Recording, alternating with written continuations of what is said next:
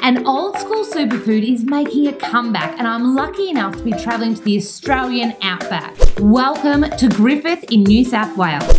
Famous for its 1970s marijuana distribution, circular streets designed by the same guy who mapped out Canberra, Walter Burley Griffith, and why I'm visiting to learn about our very own special superfood. If you haven't figured it out just yet, what we're here exploring is the Australian prune. I spoke to Chairman of Prunes Australia, Mr. Prune himself, Harley, about what most people don't know about prunes. It's really a plum, and it has a nice shiny coat on it, and it's not until it's dried that it goes all wrinkly. You really need a really sweet variety of plum, and we use the Darjan plum. Harley then gave me a bit of advice.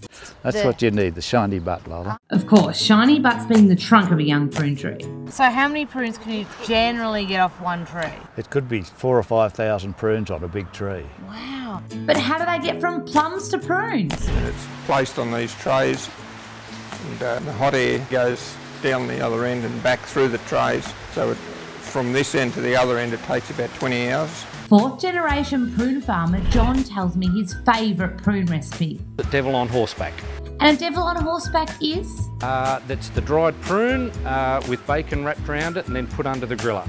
Now I feel like a prune. Right, when you think of the health benefits of prunes, I know what you're going to say. Old people, and it makes you go to the loo. It's true, but the humble prune can do so much more. You've got low energy levels, prunes are really high in iron and they help with energy.